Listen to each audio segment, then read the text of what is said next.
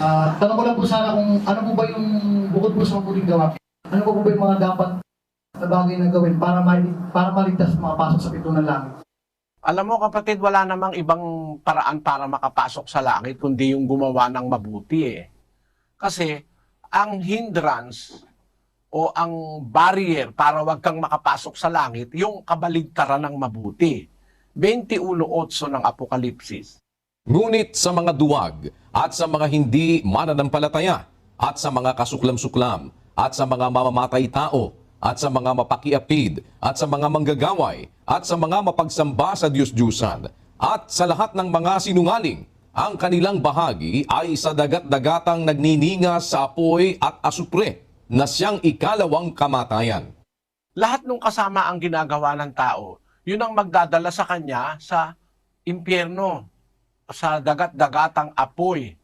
Yun din ang dahilan kung ba't hindi siya makakapasok sa kaharian ng langit. 21:27 ng Apokalipsis. At hindi papasok doon sa anumang paraan ang anumang bagay na karumal-dumal o siyang gumagawa ng kasuklam-suklam at ng kasinungalingan, kundi yaon lamang na mga nakasulat sa aklat ng buhay ng kordero. Ayun, hindi papasok doon sa anumang paraan. There shall in no wise enter into it anything that defile it, neither whatsoever worketh abomination or make it a lie, but they which are written in the Lamb's book of life. Hindi papasok doon. Sarado yung salita ng Diyos eh. Ang Diyos kasi may-ari ng langit. Siya rin ang may-ari ng kaharian sa langit. Eh hindi pwedeng makapasok doon. Hindi naman pwedeng lagayan doon. Hindi naman pwedeng palakasan doon.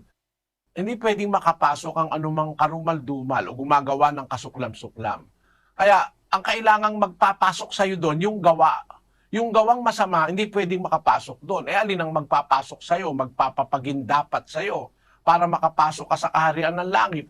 Eh, di yung gawang mabuti na itinuturo sa Biblia. Kaya, ang sabi ni Pablo sa 2 Timoteo 3:17, Upang ang tao ng Diyos ay maging sakdal, tinuruang lubos sa lahat ng mga gawang mabuti. ayun. Ang sabi ng mga pastor ngayon, kailangan lang daw ay pananampalataya.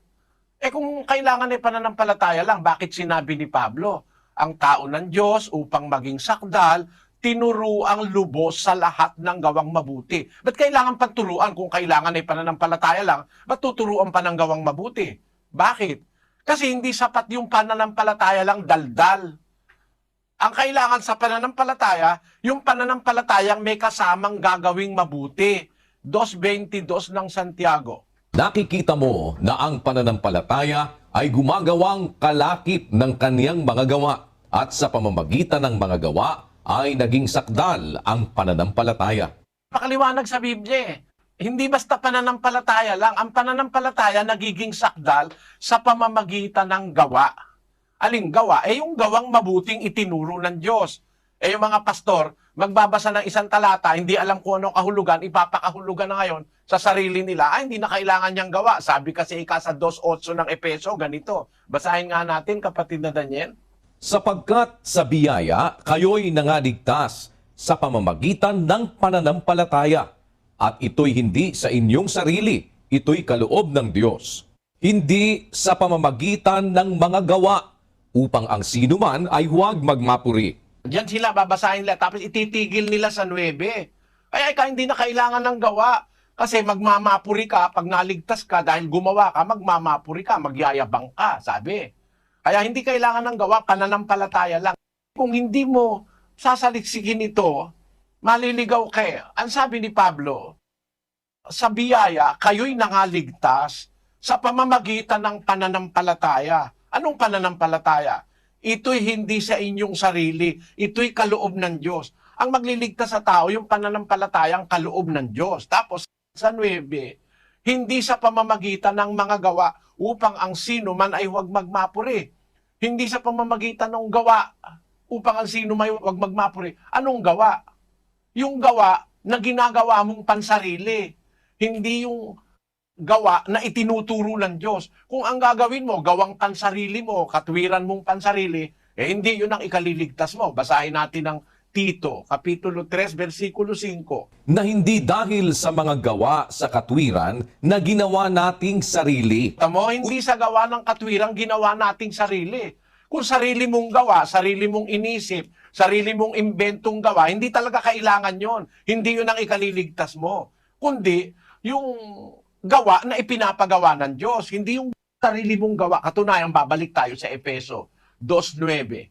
Hindi sa pamamagitan ng mga gawa, upang ang sinuman ay huwag magmapuri. Sa Gis, Sapagkat tayo'y kaniyang gawa, na nilalang kay Kristo Jesus para sa mabubuting gawa na mga inihanda ng Diyos ng una upang siya nating lakaran. dalawang gawa ang tinutukoy dyan. Isang gawa na hindi mo ikaliligtas. Alin yon? Yun ang sabi ni Pablo, gawa nating sarili. Pero ang sabi doon sa Gis, kung tutuloy mo sa Gis, sapagkat tayo kanyang gawa, nilalang kay Kristo Jesus, para sa mabubuting gawa. Aling gawa yon? Na mga inihanda ng Diyos ng una upang siya nating lakaran. Yun yung gawa na ang Diyos ang may gustong gawin mo. Pero kung gagawa ka lang, pansarili mo, hindi mo ikaliligtas yon. Sabi ni Pablo, hindi sa gawa ng katwiran na ginawa nating sarili. Hindi yun ang ikaliligtas natin. Kundi ayon sa kanyang kaawaan ay kanyang iniligtas tayo sa pamamagitan ng paghuhuga sa muling kapanganakan at pagbabago sa Espiritu Santo. So, dalawang gawa ang tinutukoy sa Efeso 2:8 hanggang 10. Isang gawang ginawa mong pansarili, pero isang gawa na ang Diyos naman ang naghanda para lakaran natin. Kaya kapatid, wala namang ibang paraan para maligtas kundi tayo gumawa ng mga salita ng Diyos.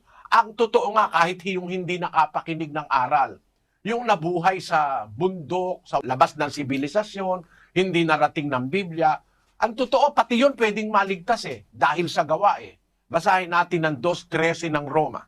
Sapagkat hindi ang mga tagapakinig ng kautusan ang siyang mga ganap sa harapan ng Diyos, kundi ang nangagsisitalima sa kautusan ay aariing mga ganap.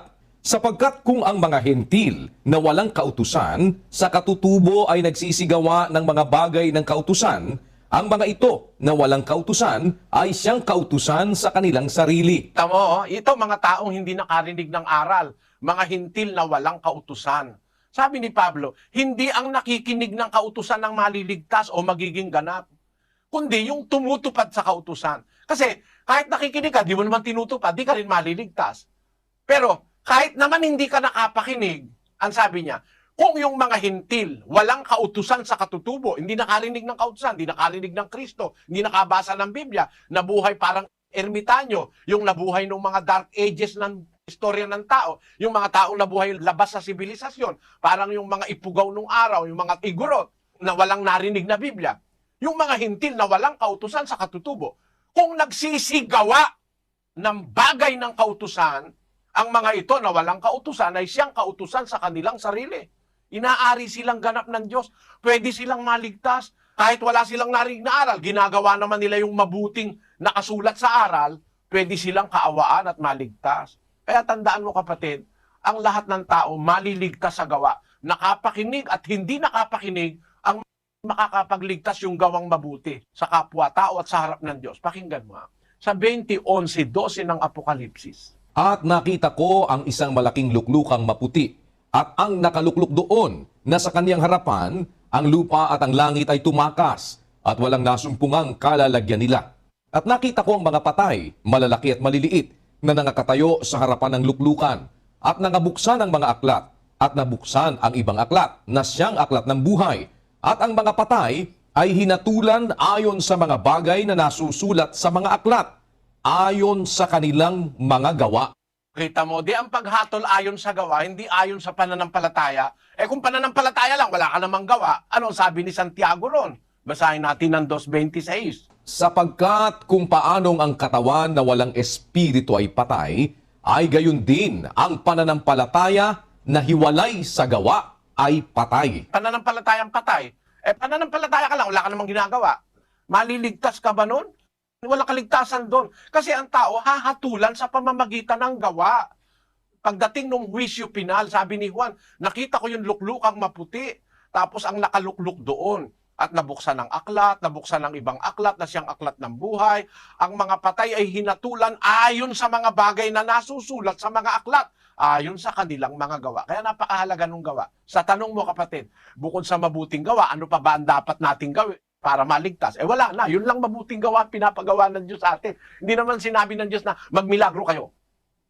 Hindi naman sinabi ng Diyos na ikaw humawak ng ahas. O kaya hindi naman requisite yun Yung ginagawa ng iba, humawak ng ahas, magsalita ng wika.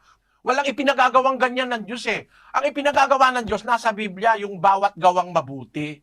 Yung gagawing mabuti, yun ang magliligtas sa atin sa isjis ng Galacia.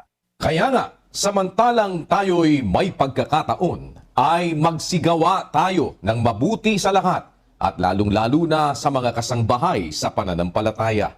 9. At huwag tayong mga pagod sa paggawa ng mabuti, sapagkat sa kapanahunan ay magsisipag-ani tayo kung hindi tayo manganghihimagod. Samantalang tayo'y may pagkakataon, sabi ni Pablo sa mga Kristiyano, magsigawa tayo ng mabuti. Napakaliwanag sa Biblia Samantalang tayo'y may pagkakataon, magsigawa tayo ng mabuti sa lahat, lalong-lalo na sa kasangbahay sa pananampalataya.